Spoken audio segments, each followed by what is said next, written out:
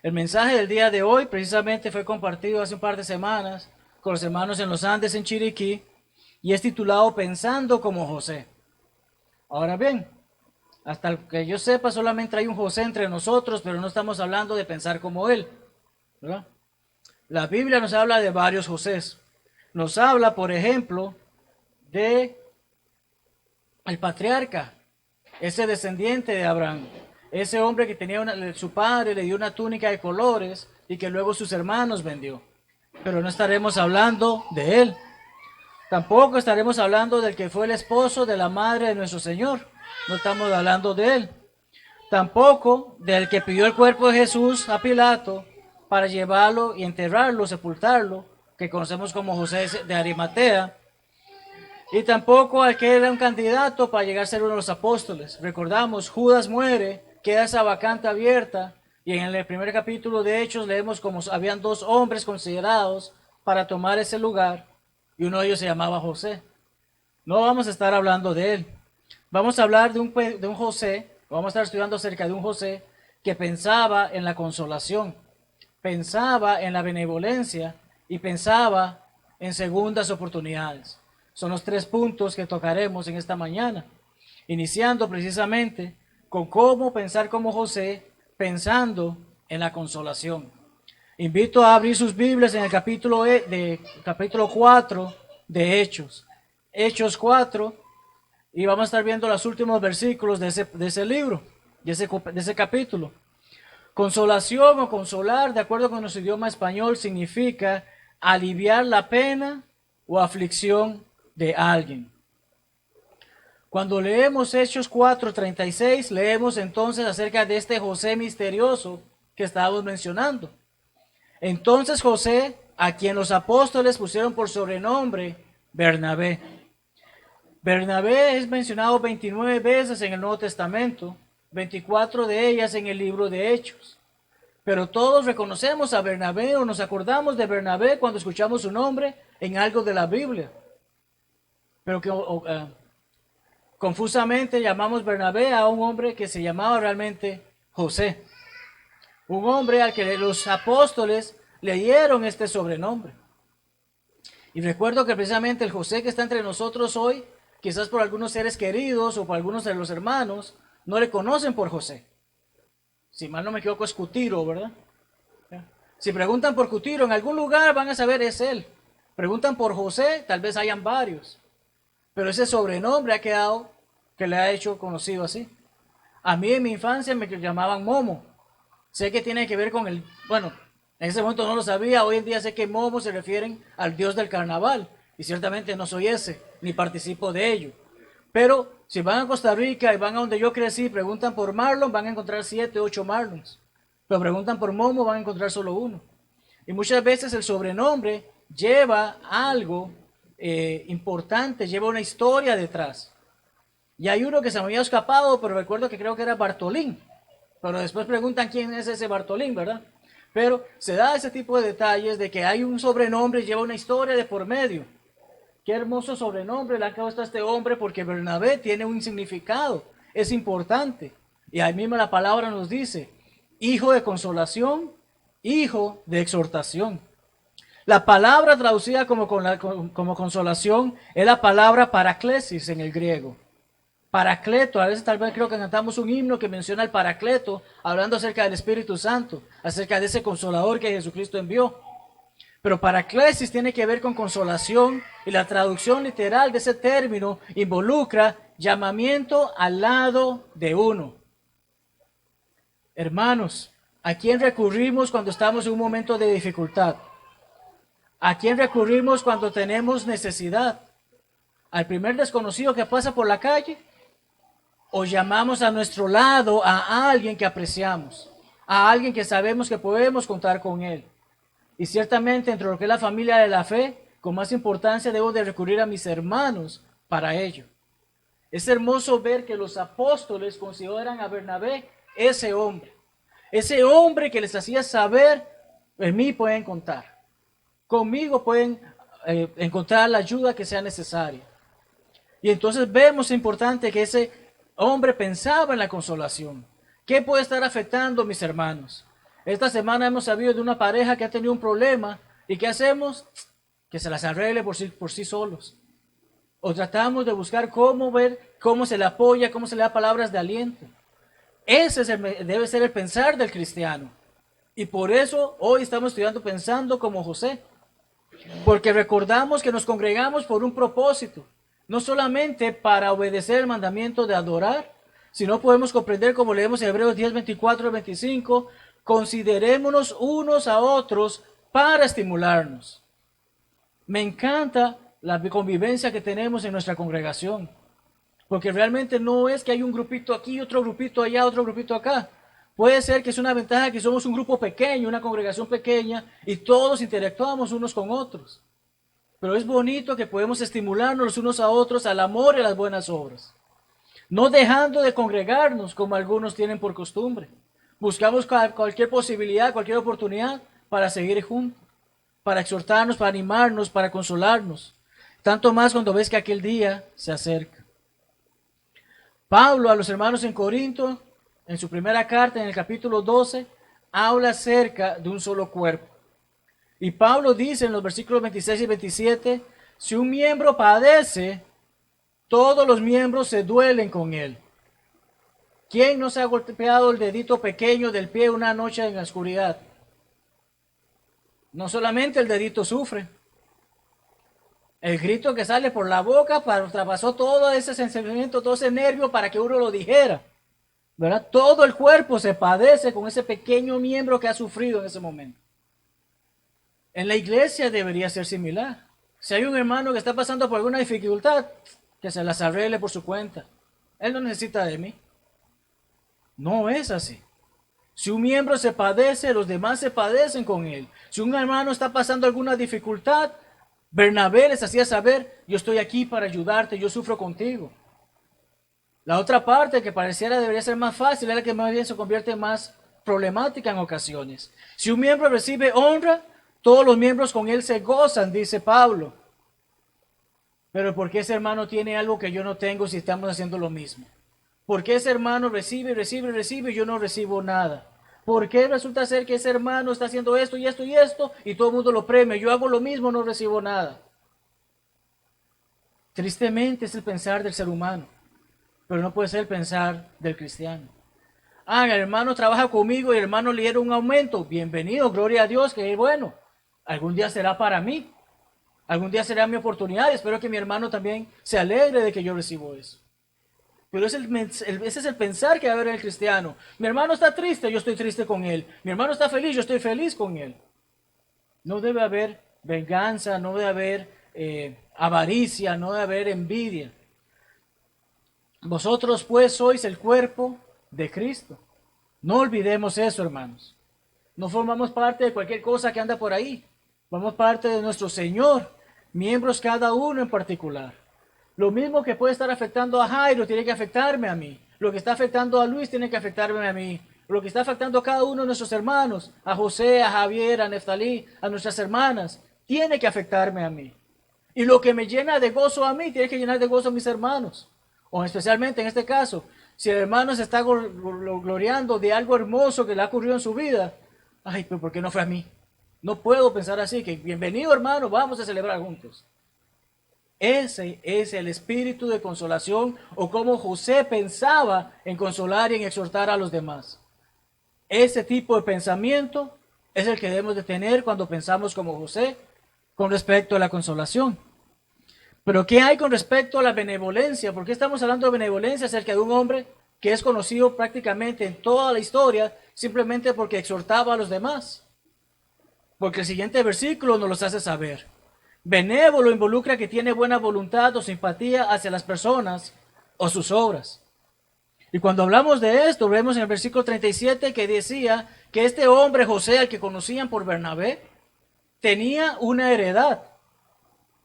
Ahora, hermanos, el término en el griego, en esos tiempos, la palabra traducida como heredad no se refiere a que, me dejaron unas herramientas, o me dejaron una casita, o me dejaron un automóvil. La palabra traducida como heredad en el griego es la palabra agros. Y aquellos que trabajan en agricultura pueden asociar esa palabra. Aquellos que tienen tierras reconocen esa palabra. Porque no era simplemente un terreno ahí baldío que no sirve para nada, que nada crezca.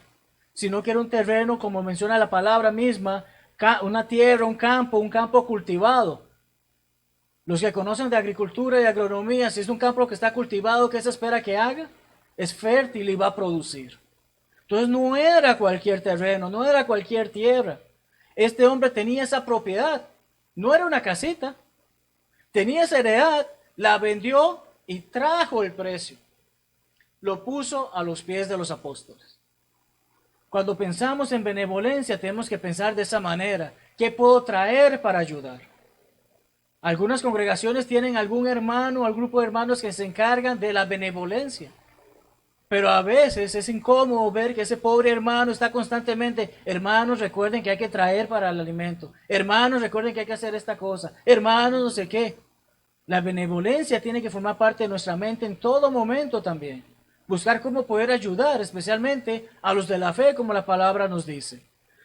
La puso a los pies de los apóstoles. Esto no fue algo que simplemente él se le imaginó y decidió hacer. Porque cuando vamos a los 2 versículos anteriores, vemos que efectivamente la iglesia desde el principio hacía esto. Así que no había entre ellos ningún necesitado.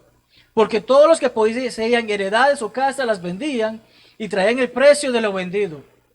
Hermanos, qué bonito sería poder comprender de que, bueno, vendemos todas nuestras cosas y vivimos en conjunto en un lugar. Es lo que hacían ellos. Traían el precio de lo vendido, lo ponían a los pies de los apóstoles. No le estaban dando algún tipo de adoración, un tributo a los apóstoles. Al decir que lo traían a los pies de los apóstoles, aquí está lo que vengo a ayudar en la benevolencia. Hagan con ello lo que sea necesario para que podamos gozarnos de esa bendición. Se repartía a cada uno según su necesidad. Es hermoso saber de que yo puedo contar con mis hermanos y mis hermanos pueden contar conmigo. Tal vez hoy no pueda, pero mañana sí. Pero José tenía ese pensamiento y qué hermoso fue que él haya donado esa tierra. Imaginemos que el hermano Javier nos regalara su tierra en Los Cerrillos. ¿Verdad? Una tierra muy bonita. Hoy en día mucha gente no se va a tomar esa situación, pero ¿cuál es el detalle? Que tengamos ese pensar de que puedo ponerlo. Hoy tal vez la situación no nos permite darnos ese lujo de regalar algo por regalarlo, por así decirlo. Pero lo que tratamos de hacer saber es cuánto cuesta una tierra, cuánto le cuesta al que la cuida. Este hombre no lo pensó 2 veces, ¿verdad? No sé cómo están allá los hermanos en Nagarote, las propiedades que tengan, pero bueno, agarro esa propiedad y la vendo para que la iglesia pueda seguir adelante. No es un pensamiento que sea muy fácil en nuestras mentes, pero hay que pensar en benevolencia. Y hay que pensar en la benevolencia como tal, como algo que es bueno y agradable y una buena voluntad, como mencionamos en la definición. Porque tristemente hay algunos que hacen, como los que leemos en el pasaje que está en pantalla, que es justo después que leemos de Bernabé. Hemos leído, los hermanos ponían todo, vendían todo y se lo daban a los apóstoles para que lo repartieran. Bernabé tomó esa tierra, esa heredad, la vendió y la dio toda para que fuera utilizada para el bien de la congregación. Pero cierto hombre llamado Ananías con su esposa Zafira vendió una tierra, pero sustrajo del precio. Y él no lo hizo a escondidas porque nos dice que su mujer también lo sabía. Y trayendo solo una parte, la puso a los pies de los apóstoles. Hermanos, si yo tuviese la oportunidad de tener una tierra que vendo para darla para la congregación, ¿hay algo malo en que yo solamente dé una parte de ello? No lo hay. No lo hay. ¿Cuál es el problema? Hacer esa mentira. Hermanos, miren, el carrito me costó $10,000 y lo vendí en 8,000, pero ¿cómo lo digo? No sé. Son $10,000 que costaba el carro, lo vendí en 8,000 y le di los 8,000 a la congregación. Pero resulta ser que no eran 8,000. Resulta ser que lo vendí en 16,000. Porque yo también necesito para mí. Entonces, ustedes que piensan de que, wow, el hermano incluso vendió más barato el carro de lo que debía venderlo y dio la totalidad para la iglesia. Qué tremendo, hermano. Pero ¿a quién le estoy mintiendo? Le miento a ustedes. Pero realmente le estoy mintiendo a Dios y me estoy mintiendo a mí mismo. Es lo que hicieron estos hombres. ¿Había algún problema en que yo diga que, bueno, hermanos, tenía ese carro, lo vendí en 8,000, pero voy a dar 3,000 para la congregación?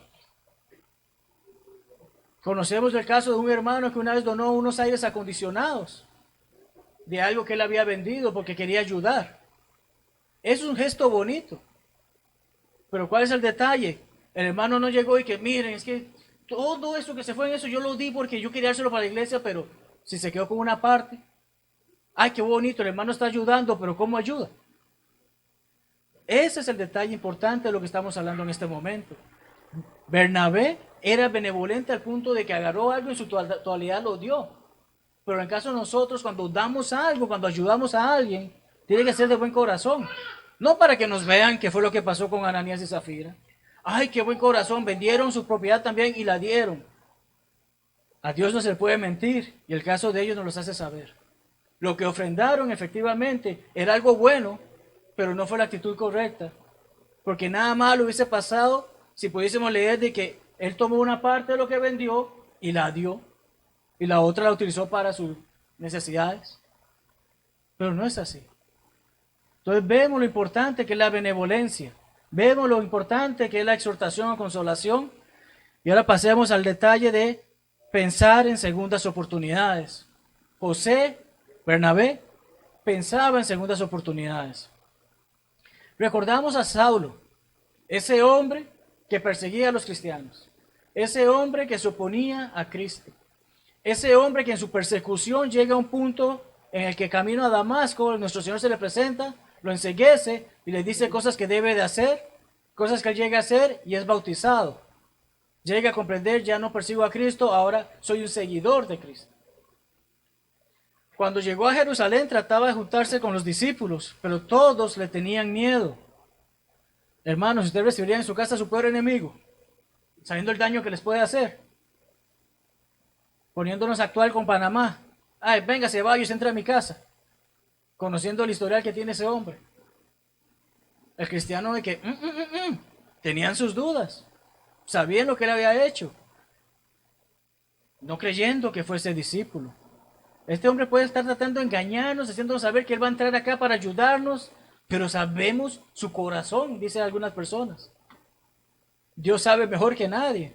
Y vemos el siguiente pasaje porque lo dice, Bernabé, tomándole, lo trajo a los apóstoles. Eso me recuerda a los tiempos del niño, cuando nuestros papás nos llevan al salón de clase porque tenemos miedo de entrar. Y nuestro papá nos lleva ahí que aquí estás, papito, vas a entrar a la clase. No te va a pasar nada, conoce a tus amiguitos. Básicamente eso es lo que hizo Bernabé. Tomó a este hombre y lo trae a los apóstoles, lo presenta y hace saber, efectivamente este hombre vio a Jesucristo en el camino, pasó todas estas situaciones y hoy en día es uno de nosotros. La oportunidad que los demás no le daban a Saulo, Bernabé se la dio. Capítulo 10 leemos acerca de Cornelio y de Pedro. Pero el capítulo 11 volvemos a los eventos que estaban después de Hechos 8. Cuando llegamos al versículo 19 se nos hace saber que los que habían sido esparcidos a causa de la persecución que hubo con motivo de Esteban, del cual Saulo fue testigo de lo que ocurrió, se habían ido a distintas ciudades y habían algunos que ya habían predicado a los griegos y estos hombres conocieron el evangelio y lo obedecieron. Estas noticias llegaron a la iglesia que estaba en Jerusalén y envían a Bernabé. ¿Qué fue lo que pasó en Antioquía? Vamos a ver qué pasó. ¿Qué está ocurriendo en ese lugar? ¿Qué está pasando? Ve tú. Era un hombre importante para la iglesia. Lo envían allá. Cuando va para allá, seguimos leyendo versículos 25 al 26. Después de ir allá, va a Tarso. Antes de ir allá llega a Tarso, busca a Saulo, lo encuentra, lo lleva con él a Antioquía. ¿Qué oportunidad está dando Bernabé a Saulo? Tú no te vas a quedar simplemente sentado, vas a trabajar en la obra. Vas a venir conmigo. Yo tengo confianza en ti, te voy a ayudar. Te estoy dando esa oportunidad de que te quiten la idea de lo que eras anteriormente. Se congregaron todo un año con la iglesia y enseñaron a mucha gente y a los discípulos se les llamó cristianos. No católicos, evangelistas, pentecostales, no. Cristianos. Una palabra de peso para todos nosotros. Por primera vez en Antioquía. Y continúa en ese mismo capítulo porque dice que después de eso, habiendo que hay una necesidad en Jerusalén en base a lo que se había dicho, que iba a haber una hambruna, estos hermanos de Antioquía decían, vamos a enviarlos a Jerusalén con ayuda para los hermanos allá. ¿Y a quiénes envían? Bernabé y a Saulo.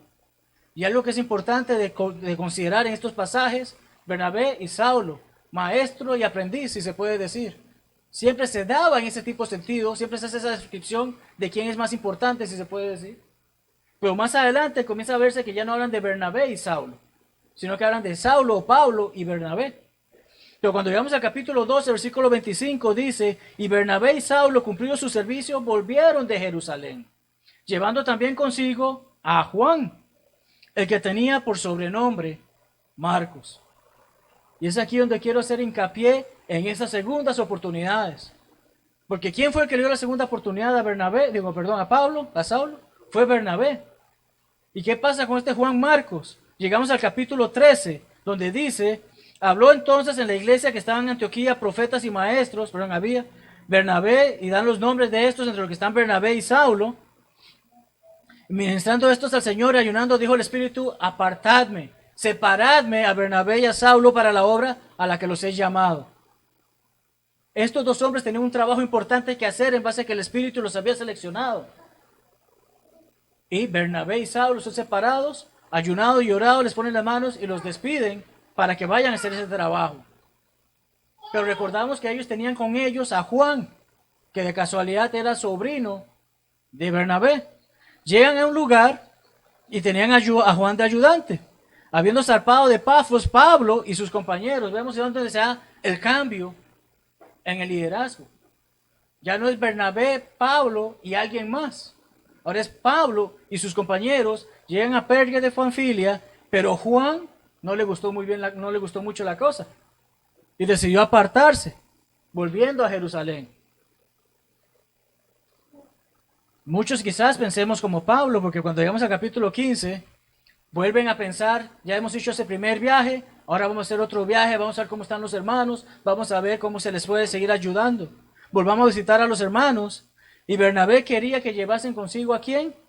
A Juan, al que tenía por sobrenombre Marcos. Es importante esto, hermanos, porque ese Marcos ya los había abandonado una vez. Y nuestro pensar humano, vamos a decir, si me la hizo una vez, que no me la va a hacer 2 veces, o 3 veces, o 4 veces. Mejor no pierdo tiempo, no lo voy a llevar. Al menos es así lo que pensaba Pablo. No le parecía bien llevar consigo al que se había apartado y no había ido con ellos a la obra. Y estos dos hombres, Bernabé y Pablo, llegaron a tener esa comunicación de que yo sí quiero trabajar contigo, pues si tú no quieres trabajar conmigo, entonces vamos a ver qué se hace. No se pusieron de que, bueno, si tú no quieres trabajar con él, yo no trabajo. No se pusieron así. Tuvieron su conversación, tuvieron un desacuerdo y decidieron separarse. Bernabé toma un lugar, Pablo toma hacia otro lugar. Bernabé toma a Marcos y navega a Chipre. Pablo escoge a Silas y sale a hacer el viaje que se había propuesto. Bernabé le está dando una segunda oportunidad a Marcos. ¿Qué hubiese pasado si no se le da esta segunda oportunidad? Es la parte que hace interesante lo que estamos leyendo. Pedro, en su primera carta, menciona, estando en Babilonia, elegía la iglesia juntamente con vosotros, y Marcos, mi hijo. Ciertamente no era el hijo en la sangre. Timoteo no era hijo de la sangre de Pablo, pero Pablo se refería a él como su hijo. Pedro llega a hacer saber que considera a Marcos su hijo, trabajó con él. En 2 Timoteo 4:11, Pablo nos hace saber que en algún momento el problema que tuvo con Marcos fue resuelto, porque hace saber, solo Lucas está conmigo, toma a Marcos y tráele contigo porque me es útil para el ministerio. Ese hombre que ya no lo consideraba útil, y Pablo, que siendo el que se le había dado una segunda oportunidad, no quiso darle la segunda oportunidad, ahora reconoce que era bueno haberle dado la segunda oportunidad a ese hombre Marcos. ¿Y por qué es importante para nosotros hoy en día? Lucas estaba con Pablo. Mateo fue uno de los discípulos. Marcos, o Juan Marcos, es el que conocemos como que escribió el Evangelio según Marcos, que en sí, Mateo caminó con Cristo y escribió sobre lo que estuvo con él. Marcos aprendió de Pedro y escribió lo que Pedro probablemente le haya enseñado sobre la vida de Jesucristo. Lucas andaba con Pablo Y pudo escribir también un evangelio en base a la información que estaba recibiendo sobre él. Y tenemos a Juan, el discípulo amado. Pero entonces vemos dos hombres que no caminaron con Jesucristo, tuvieron la oportunidad de aprender de hombres que sí caminaron o conocieron o tuvieron esa presentación con Cristo, que nos hace saber ese evangelio tan hermoso de Marcos, especialmente versículos 16, 15 al 16. El que no creyere, tenemos ese pasaje, lo comprendemos. No lo tendríamos si a este hombre no se le hubiese dado. Bueno, probablemente Dios hubiese buscado otra manera de inspirar a alguien a que escribiera esas palabras. Pero vemos la importancia de esa segunda oportunidad que se le dio a Pablo, se le dio a Marcos. ¿Y por qué no? Esa segunda oportunidad que se nos ha dado a nosotros. ¿O es que nunca hemos pecado? ¿O es que nunca nos hemos equivocado? ¿O es que desde que nacimos formamos parte de la iglesia? No. Tenemos que llegar a aceptar que en algún momento nos equivocamos y el Señor entonces nos da esa oportunidad de recibirnos. Concluyendo, hermanos, al pensar y actuar como José o Bernabé, podemos reconocer lo siguiente: exhortar, alentar y consolar a nuestros hermanos en todo momento. Es parte vital de ser cristianos. Considerar las necesidades no solamente de nuestros hermanos, sino también de la comunidad y poder ir buscando maneras de ayudar. Y de ahí que los planes de benevolencia que tengamos son muy importantes. Y aquellos hermanos que se estén encargando de ello, hay que darles ese apoyo. No quedarse esperando simplemente que él diga, recuerden, hay que hacer esto, sino buscar las maneras de trabajar en ello. Y ver el potencial de toda persona. Y estar dispuesto siempre a dar una segunda oportunidad. Es parte importante de nosotros poder ver cómo esta persona puede ayudar y puede seguir ayudando en la obra. Porque cuando llegamos a pensar como José, cuando llegamos a pensar como Bernabé, nos ayuda mejor a ir pensando como nuestro Señor Jesucristo. Y Pablo hace saber eso en su carta a Filipenses. Haya pues en vosotros, la traducción dice este sentir, pero una mejor traducción sería este pensar que hubo también en Cristo Jesús. A él no le importó ser Dios, se humilló, murió en esa cruz por nosotros. Vino a servir y no ser servido. ¿Qué ejemplo nos da eso? Estamos para servir y no para ser servidos. Es bonito que nos atiendan de vez en cuando, pero es todavía más bonito poder dar, es mejor dar que recibir. Palabras bíblicas, no palabras que se me ocurren a mí. Es bonito poder pensar como José, que nos lleva a pensar como Cristo. Y entonces, hermanos, por eso quiero dejar esta pregunta en sus cabezas. ¿Estás pensando como José? ¿Estamos pensando como él? ¿Pensamos en qué maneras buscar para alentar a nuestros hermanos, para exhortarlos, para ayudarlos y consolarlos en esos momentos de dificultad? ¿Estamos pensando en cómo ayudarles, ya sea de una manera física o espiritual? ¿Cómo ser benévolos en el sentido de poder ayudar y que hay necesidad entre nosotros, hay necesidad en la comunidad? ¿Pensamos en darle una segunda oportunidad a alguien o que yo con este hermano no quiero saber más nada? Hay que pensar en estas segundas oportunidades porque nosotros hemos sido receptores de ellas. ¿Pensamos como José? Es la pregunta que es en la mente de cada uno de nosotros. Le pedimos al hermano Jairo que venga, nos dirija en el himno de invitación. Les pido que nos pongamos de pie y si al final de él alguno de ustedes desea aceptar esta invitación, se mantenga de pie para orar con ustedes. Y si hay alguien que no es converso y desea ofrecer el evangelio, sepa que con mucho gusto le ayudaremos a llevarlo a cabo. Dios les bendiga ricamente, hermanos. Este es el día que el Señor nos dio, seré feliz y le adoraré.